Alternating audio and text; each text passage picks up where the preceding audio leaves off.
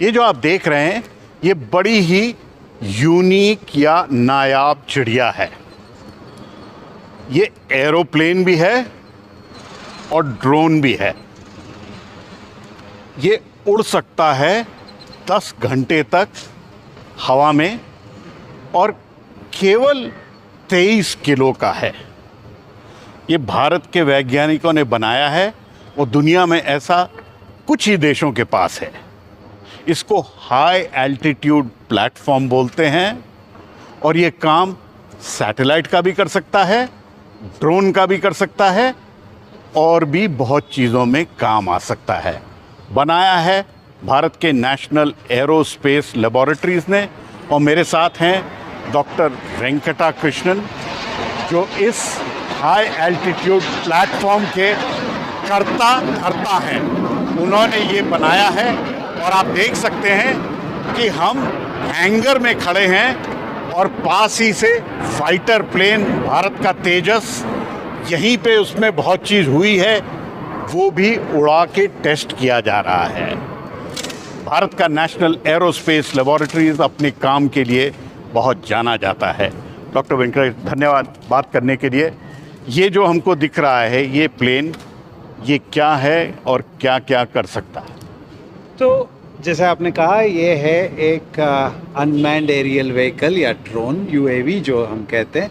लेकिन ये ऐसी ड्रोन है जो सूरज की रोशनी से अपना जो ऊर्जा है वो पाती है। तो माने इसमें ना केरोसिन ना एविएशन फ्यूल ना डीजल, कुछ नहीं लगता है। कोई ज़रूरत नहीं है। इसका जो इसके ऊपर जो लगे हुए हैं सोलर पैनल, ये जो सोलर पैनल है, आजकल तो काफ़ी लोग सोलर पैनल घर के ऊपर भी देखते हैं, लेकिन इस पे जो सोलर पैनल लगती है ये तो कुछ अलग किस्म के सोलर पैनल है। और ये जो सूरज की रोशनी इस पे जब गिरती है वो पावर इसके अंदर, इसके जो विंग्स हैं, इसके विंग्स के अंदर बैटरीज हैं जो हमारे स्मार्टफोन के बैटरी। तो क्या लिथियम आयन बैटरी लगाई है इसमें? हाँ, बिल्कुल लिथियम आयन बैटरी लगाए और वो सारे बैटरी ये इसके जो विंग्स हैं वो विंग्स के अंदर ही छिपे हुए हैं और वो बैटरीज चार्ज हो जाते हैं दिन में, रात को भी उड़ सकती है ये। तो ये कितना बड़ा है और इसकी कितना वेट, कितनी देर उड़ सकता है? ये आपने कितना उड़ाया इसको? अच्छा, तो ये इसकी जो विंग स्पैन कहते हैं, विंग की लंबाई जो है वो है करीबन 12 मीटर और इसकी जो वजन है वो 23 किलो का है। 23 किलो? मात्र 23 किलो? सिर्फ 23। इतना बड़ा है, मात्र 23 किलो का है? 23 किलो, बहुत ही हल्का है। तो हल्का इसलिए रहना है क्योंकि ये इतने घंटे अगर उड़ना है, सिर्फ सोलर पावर से उड़ना है, तो इसका वजन काफ़ी कम होना है, जिसकी वजह से जो इसको उड़ाने में ऊर्जा लगती है वो बहुत कम हो। तो इसमें ऊर्जा तो लगी, उड़ने के लिए एक ग्लाइडर जैसा है, लेकिन इसमें प्रोपेलर क्यों है? हाँ, तो ये इसलिए बनाया जाता है क्योंकि जो अगर काफ़ी घंटों तक उड़ना है तो इसकी जो विंग स्पैन है वो बहुत बड़ी होनी चाहिए, जिससे कि वो ग्लाइडर जैसे बहुत धीमी गति से चले और काफ़ी देर तक बने रहे। तो ये जो हम कह सकते हैं ये एक पतंग जैसा है जो बहुत हल्का है पतंग, और ये पतंग को वहीं रखे रहने के लिए उसी ऊंचाई पे ये प्रोपेलर लगाया जाता है। तो आप देख सकते हैं काफ़ी छोटी प्रोपेलर है ये। हाँ, बहुत छोटे से प्रोपेलर, बड़ी जहाज के लिए, लेकिन ये छोटी प्रोपेलर से यही जहाज, यही जो हम छू रहे हैं, यही जहाज 7.5 किलोमीटर की ऊंचाई तक गई है और वहीं पे 10 घंटे तक गई। तो ये जो है इसमें ये क्या चीज़ें हैं इसमें, ये जो दिख रहा है ये? हाँ, तो ये जैसे आप देखते ही हैं एयरक्राफ्ट आजकल तो हर कोई भी देखता है। तो ये है एयरक्राफ्ट के विंग है, इसका फ्यूसलाज जो नॉर्मल एयरक्राफ्ट में जो हम अंदर बैठते हैं, इधर तो कोई अंदर हाँ। बैठने वाला तो नहीं है। तो फिर ये उसका हॉरिजॉन्टल टेल है और फिर इसका एलिवेटर, वर्टिकल टेल और रडर।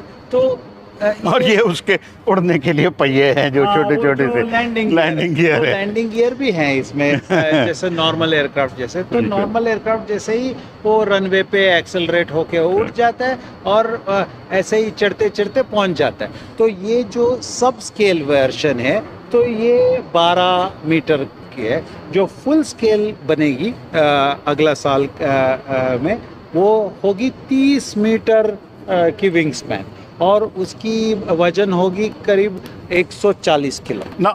30 मीटर के करीब बोला, मतलब क्या हमारा जो नॉर्मल हवाई जहाज जो होता है उतना बड़ा हो गया? एयरबस A320 जैसा हवाई जहाज 30 मीटर होता है। मैंने एक हवाई जहाज पीछे भी खड़ा है, हाँ, देखिए हाँ। कितना बड़ा कितना भारी है। हाँ, और ये उसका बहुत ही छोटा सा एक ड्रोन का भाई है जो हवा में रह के काम बहुत सटीकता से कर सकता है। तो ये किस काम आएगा? तो इसके काफ़ी काम हो सकते हैं, जैसे कि एक तो हो सकता है आप कोई ऐसे जो हम कहते हैं सेंसिटिव एरियाज उसके ऊपर कोई निगाह रखना है तो कर सकते हैं, या कोई नेचुरल डिज़ास्टर कैलामिटी ऐसा फ्लड्स जैसे हो गए तो फ्लड्स के ऊपर अभी कैसा उनके लिए कैसा पहुंच सकते हैं उनके पास, या जब फ्लड्स ऐसे डिज़ास्टर हो जाते हैं तब आपको तो टेलीकम्युनिकेशन तो बंद हो जाती है, ना ही सेल फोन काम आता है या कोई और। तो इसके अंदर आप सेल फोन काम करने के सेल टावर जैसा इसके अंदर लगा सकते हैं और उड़ा सकते हैं जिससे कि लोगों को कम्युनिकेशन माने 90 दिन तक आपके पास एक मोबाइल सेल टावर हो सकता है देने के लिए। बिल्कुल। और बाकी देखिए ऐसी चीज़ों का काम ज़्यादा आता है दुश्मन पे पैनी नज़र रखने के लिए। तो इसमें क्या कैमरे लग सकते हैं ऐसे जो कि दुश्मन पे नज़र रखें? बिल्कुल। तो इसका जो कहा जाता है पेलोड, तो पेलोड कहाँ इसमें रखा जाता है? जो सामने छोटा सा गोल सा है उसके अंदर पेलोड लगा सकते हैं। और पेलोड जो भी हम चाहें वो फुल स्केल में 15 केजी कैपेबिलिटी है, तो 15 केजी तक कोई भी पेलोड ले जा सकते हैं, भले वो हो ऐसा विजुअल कैमरा कि रात को देखने वाला कैमरा, कि हीट को सेंस करने गर्मी को सेंस करने वाला कैमरा हो, या कोई रडार हो, ऐसे सारे चीज़ इसके अंदर देख। माने इसके अंदर आप ऐसा कैमरा लगा सकते हैं जो दिन और रात दुश्मन के ठिकाने पे पूरी नज़र रख सकता है। और आप 20 किलोमीटर पे क्यों जाना चाहते हैं? तो 20 किलोमीटर एल्टीट्यूड पे ऊंचाई पे इसलिए जाते हैं क्योंकि अब आप तो जानते हैं कि 15-16 किलोमीटर तक ऐसा क्लाइमेटिक मूवमेंट्स रहते हैं, ऐसा बादल रहते हैं, तो बादल के अंदर काफ़ी तेज हवा चलती है, तो बादलों के ऊपर रहना है। तो बादल तो 15 किलोमीटर तक पहुंच जाते हैं। फिर अपने जो नॉर्मल फ्लाइट्स हैं वो उनके फ्लाइट्स के भी उड़ने की 7 से 15 किलोमीटर के बीच में, 15 किलोमीटर के बीच में। तो आप फ्लाइट कॉरिडोर से भी ऊपर चलेगा। क्योंकि अगर हम 90 दिन तक उधर रहेंगे उस ऊंचाई पे, ऐसा तो होना नहीं है कि किसी के रास्ते में आ जाना है या किसी हवा में अटक जाना है। तो इसके वजह से 20 किलोमीटर की ऊंचाई पे चले जाते हैं। 20 किलोमीटर से अगर और आपने सोचा कि और ऊपर ऊंचाई पे क्यों नहीं जाएंगे, क्योंकि 20 के बाद फिर से हवा की जो गति है वो ज़्यादा हो जाती है, तो 20 किलोमीटर की ऊंचाई। तो 20 पे रखने पे ये भी फ़ायदा है कि वो इंटरनेशनल एयर स्पेस हो जाता है, उसमें आपको दूसरे की दखलंदाजी नहीं होगी। वैसे भी आप सोच सकते हैं। तो इसका काम ज़्यादा सर्वेलेंस में आएगा या डिजास्टर में आएगा? वैसे सर्वेलेंस में तो इसका पहला काम आ सकता है, लेकिन इसका और भी काफ़ी काम हो सकते हैं, जैसे कि मैंने कहा mobile tower in the sky बन सकते हैं। फिर ये ऐसा भी हो सकता है कि कोई डिज़ास्टर में कोई देखना चाहे कि अभी जो हेलीकॉप्टर सर्वे करते हैं उसकी कोई ज़रूरत नहीं होगी, क्योंकि ये ऑटोमेटिकली वो इमेज को अपने आपके बेडरूम तक ला सकता है कि टीवी पे आप देख सकते हैं। इसको आने वाले टाइम में आप बड़ा वाला प्लेन जो है कब तक बनाओगे? अभी हमारा ऐसा जो प्लान जो है, रोड मैप जो है कि दिसंबर 2025 तक ये फुल स्केल बन जाना है। ये 30 मीटर विंग स्पैन लंबाई और 140 किलो वाली जहाज जो 90 दिन तक उड़ सके, वो दिसंबर 2025 तक बनेगी। मुश्किल काम है। बहुत मुश्किल काम है, क्योंकि दुनिया में बहुत कम देशों ने की है, क्योंकि अगर आसान काम होता तो सारे कर दिए होते। बहुत धन्यवाद डॉक्टर वेंकटा कृष्णन हमसे बात करने के लिए और समझाने के लिए कि ये छोटी सी सूरज से उड़ने वाली चिड़िया भारत के लिए कितना काम आ सकती है।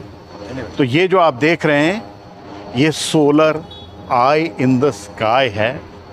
सूरज की ऊर्जा से उड़ने वाला एक छोटा हवाई जहाज या ड्रोन। कोई सज्जन इसमें बैठेगा नहीं, लेकिन दुश्मन पे पैनी नज़र रखने के लिए है। कहीं ना कहीं ये छोटा सा हवाई जहाज हमारे पूर्वी दुश्मन और हमारे पश्चिमी दुश्मन को ये खबर देता है कि संभल के रहिए, हम आपके ऊपर पूरी पैनी नज़र एकदम अटूट रख सकते हैं। कैमरा पर्सन गोविंद के साथ नेशनल एरोस्पेस लेबोरेटरीज़ के हैंगर से, जहाँ पे ये बड़ा ही नायाब सूर्य ऊर्जा से चलने वाला हवाई जहाज है। बंगलुरु से पल्लव बागला, NDTV इंडिया के लिए।